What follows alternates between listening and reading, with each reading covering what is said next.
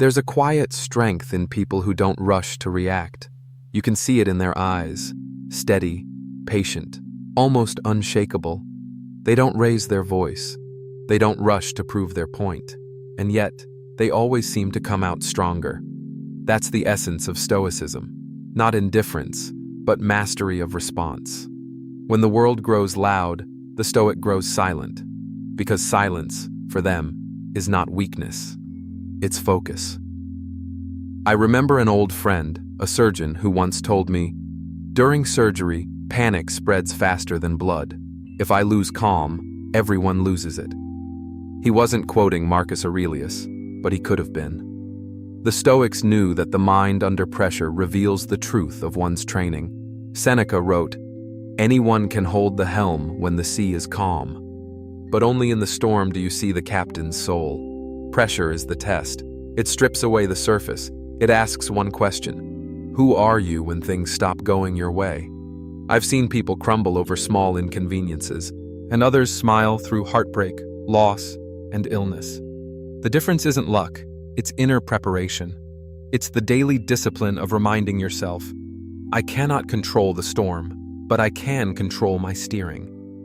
When you train your mind to pause before reacting, you become untouchable. You stop being a slave to emotions, to gossip, to the chaos of other people's moods. You learn that calm isn't passive, it's the ultimate act of power.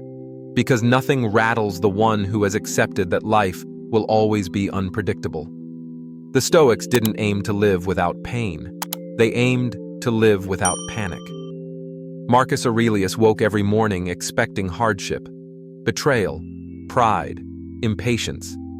He wasn't pessimistic. He was prepared. And that preparation gave him peace. He faced emperors, wars, and death with the same stillness he used to write his journal entries.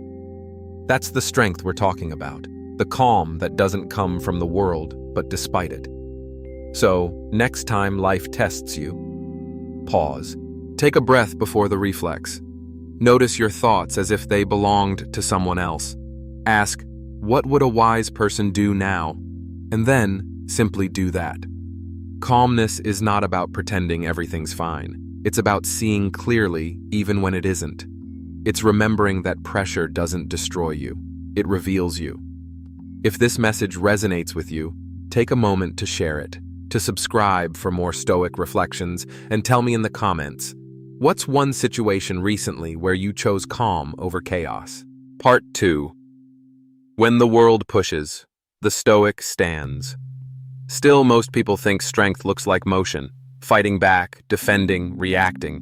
But the Stoic knows that sometimes the strongest move is no move at all. Stillness isn't surrender. It's strategy. Think about it. When someone insults you, your first impulse is to defend yourself, to explain, to prove them wrong. But in that moment, they already control you. They set the tempo, and you're dancing to their tune. That's what Epictetus meant when he said, "No man is free who is not master of himself." A man who cannot hold his calm is easily led. A woman who reacts to every opinion becomes a puppet for the noise of others. Pressure from the outside only becomes power when it finds a weak point inside you. And calm, true calm, is the art of removing that weakness. I once coached a corporate leader in his 50s, a man everyone thought of as confident, decisive, unstoppable. But when his team challenged him, he'd explode, not because he was cruel, but because he felt unseen. He equated calm with being ignored. It took months for him to understand that calmness doesn't mean losing your voice. It means choosing when and how to use it. The Stoics taught that between the stimulus and our response, there lies a sacred space, the space of choice. That's where freedom lives.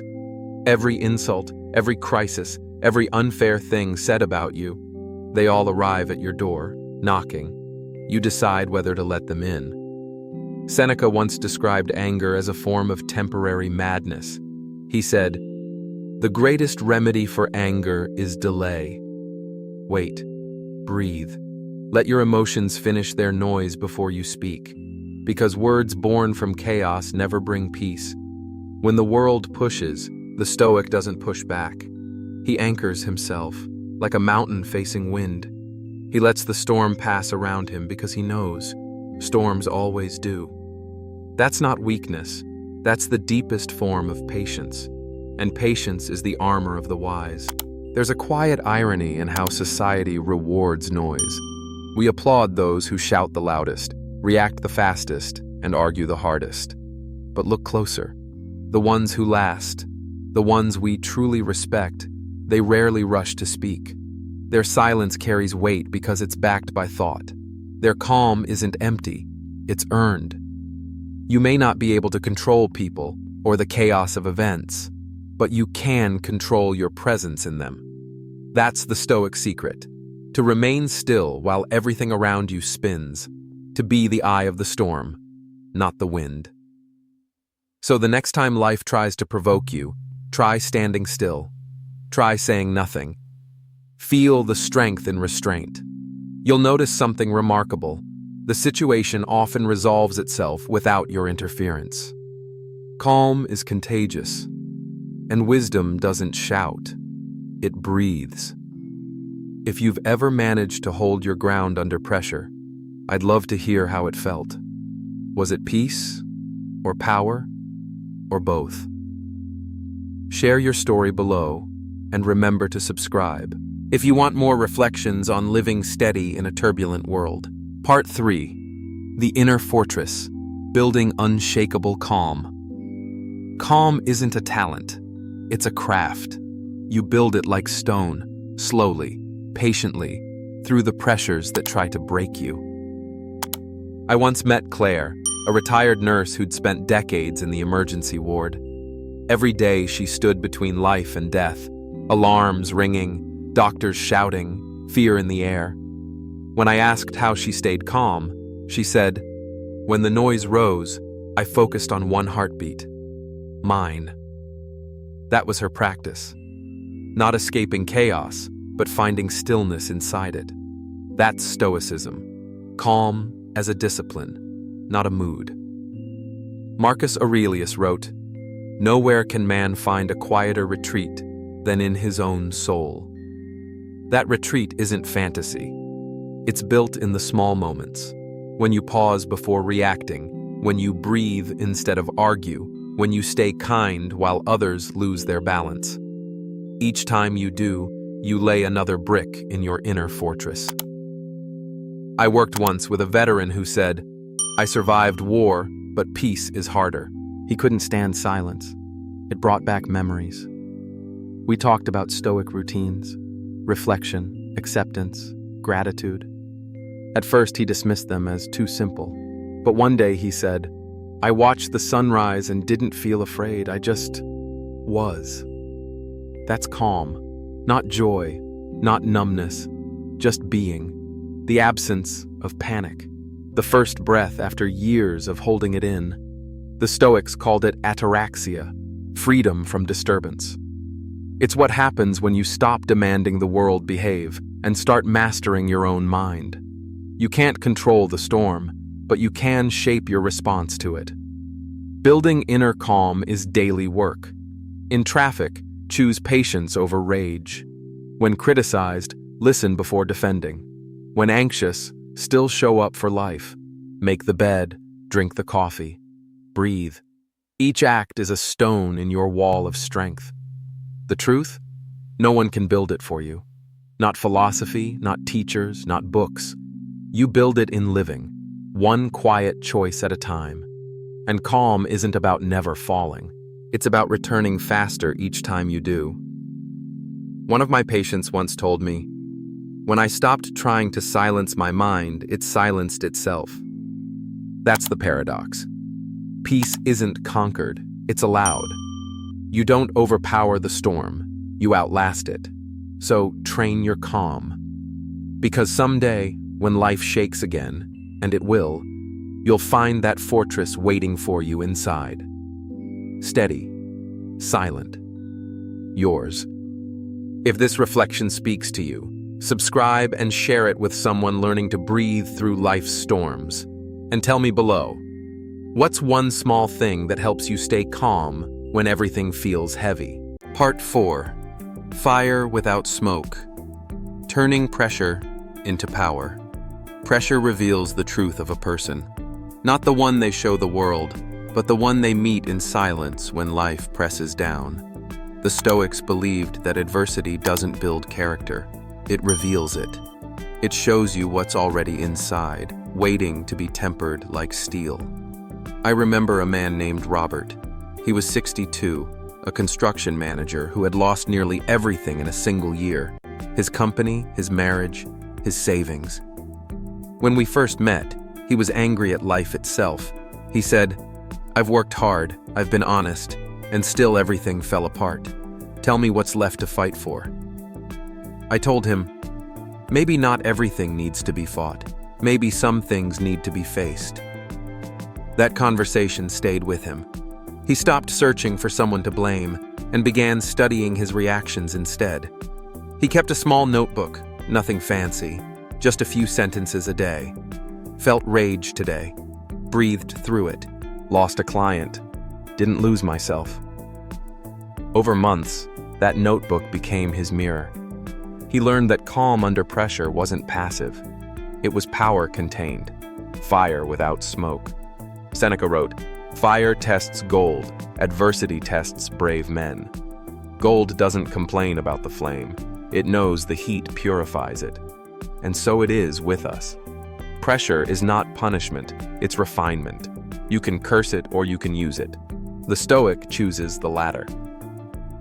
Robert told me something remarkable near the end of our sessions. I stopped asking, "Why me?" and started asking, "What now?" That shift, simple but profound, turned his suffering into purpose. He began mentoring younger workers who were struggling to find meaning in failure. His story didn't erase his pain. It gave it direction. Pressure, when met with calm, becomes clarity. It burns away illusion. You realize how little you truly control, and how much strength lies in your response. The more life squeezed him, the more Robert discovered what couldn't be taken: his discipline, his values, his will. That's Stoic fire, heat that forges, not destroys. The ancients compared the soul to a soldier. Each battle tests not only courage, but composure. The Stoic learns to hold both, to feel deeply, but not drown, to act firmly, but without rage. That's how you turn pressure into mastery. I often remind my students, the mind is like clay. It hardens in the shape you give it. If every hardship makes you bitter, you end up brittle. But if you meet it with calm strength, you become unbreakable. Think of a blacksmith shaping metal. The hammer is harsh, the flame intense. Yet out of that violent rhythm, something precise and lasting emerges. That's how calm under pressure works. It's not the absence of struggle, it's control within it. Ask yourself, when the last crisis hit, did you resist the fire or work with it? Did you tighten or breathe? Every challenge you face is a forge, and every reaction either strengthens or weakens you. The Stoics didn't pray for easier lives. They prayed for stronger nerves. Marcus Aurelius himself wrote, "The obstacle on the path becomes the path." That's not optimism. It's realism turned to art. You can't choose what life hands you, but you can choose what it makes of you. When the pressure builds, at work, in family, in health, pause. Feel the heat, but don't let it smoke you out. Anchor your breath. Ask, what lesson is being offered here? You might not see it right away, but calm makes space for understanding, and understanding makes endurance possible. I'll leave you with this. The flame that burns you is also the flame that lights you. If you learn to face it with composure, pressure becomes purpose, and chaos becomes clarity. So next time life tightens its grip, remember Robert's quiet mantra: don't fight the fire. Become the gold. If these words resonate, subscribe and share them with someone walking through their own fire. And tell me below, what pressure in your life right now could be shaping you instead of breaking you? Part 5. Still waters. Emotional control in a noisy world. The older I get, the more I realize the world isn't getting louder. We're just listening to too much of it. Every headline screams, every screen vibrates, every voice wants your reaction. And when everything feels urgent, your peace becomes collateral damage. But the Stoics knew something we forget. You can't control the noise, only your response to it. A few years ago, I met Elaine, a widowed teacher in her late 50s. Her life had become a storm of small distractions. Her phone never stopped buzzing, her grown kids called with their crises, and she carried everyone's emotions like stones in a bag. She told me, "I feel like I'm drowning in feelings that aren't even mine." We talked about emotional discipline, a phrase she hated at first. "Feels cold," she said. But I told her, discipline isn't the absence of emotion, it's the ability to steer it. The Stoics never preached numbness, they taught control. Seneca wrote, "No man is angry at things he does not care about." Our emotions show what we value. The task is not to silence them, but to make sure they serve, not rule, us. So Elaine began practicing a small ritual. Each night before bed, she'd write down every emotion that visited her that day. Then she'd ask, was it mine or someone else's? Within weeks, she began noticing patterns. She felt anxious only after long conversations with certain people. She realized how much of her peace was being borrowed by others. So she learned to draw lines, not walls, just gentle fences. Boundaries are an act of compassion, both for yourself and those you love. I remember Marcus Aurelius's reminder, you have power over your mind, not outside events. Realize this, and you will find strength. That's emotional control, not freezing, not pretending, but staying steady while the world loses its balance. The Stoic practice for emotional calm is simple, but not easy. When anger comes, pause before it finds words. When sadness arrives, sit with it without decorating it with stories. When joy visits, savor it without gripping too hard. Emotions are guests, not rulers. Let them pass through, but don't let them rearrange the furniture.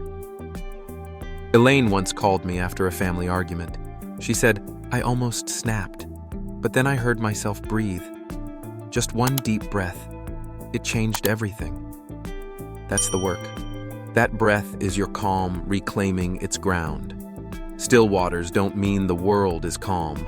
It means you are. In my own life, I've noticed how often I mistake reaction for action. We think we're doing something when we vent or scroll or argue, but most of it is just noise echoing noise. The Stoic path asks, can you hold your peace longer than the world can hold its chaos? Try this. The next time someone offends you, pause and imagine your mind as a clear lake.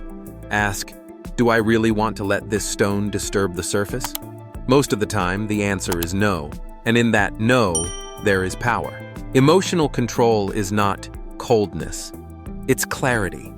It's the freedom to choose who you become when life pokes at your wounds. And yes, you'll still get angry, still feel grief, still be human. But you'll also return to yourself faster. And that's what maturity looks like, returning home to your calm more easily each time. The Stoic doesn't avoid emotions. He learns their language, listens to what they teach, and then lets them go with gratitude. Still waters, not stagnant. Deep, not dull. If this reflection helps you breathe a little easier, like subscribe, and share it with someone who's learning to stay calm in a loud world. And tell me, what emotion do you find hardest to control? And what has it tried to teach you? Part 6. The Calm. After the battle, 2,700 characters. When the storm fades, silence follows. Not the hollow kind, but the silence of survival, of someone who's walked through chaos and still remembers who they are. That's the calm the Stoics spoke of, a peace that doesn't depend on the world behaving, but on your own steadiness within it. I once spoke with Mark, a retired firefighter. He had faced enough disaster to fill a lifetime.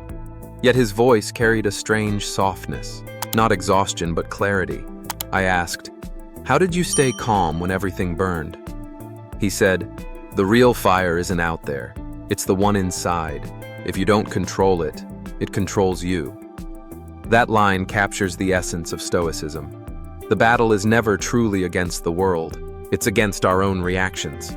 We can't control what happens, but we can always choose how to meet it. Marcus Aurelius ruled through plague and betrayal, yet each night he wrote of gratitude and stillness.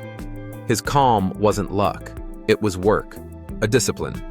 Calm isn't the absence of emotion, it's the mastery of it. It's the quiet decision to remain yourself when pressure demands panic. When someone offends you, calm lets you stay free. When life disappoints you, calm reminds you that patience is strength. Seneca said, "The greatest remedy for anger is delay." That pause, just a breath, creates space for wisdom to enter. The calm person isn't cold, they're awake. They don't fight every wave, they learn to float above it. They understand that most of life's noise isn't worth their energy. Calm reveals character. It shows that your peace no longer depends on agreement, approval, or comfort. It shows that your spirit has matured beyond the reach of chaos. So when the next storm comes, and it will, remember, you've faced worse before. You've stood in the fire and found your breath. That is calm. Not escape, not indifference, just quiet strength, learned the hard way, held with grace. If this message brought you even a moment of stillness, give it a like and subscribe, not for me, but as a small act of choosing peace. Because calm isn't weakness, it's strength, quietly mastered. Thank you for being here. Stay steady, stay calm,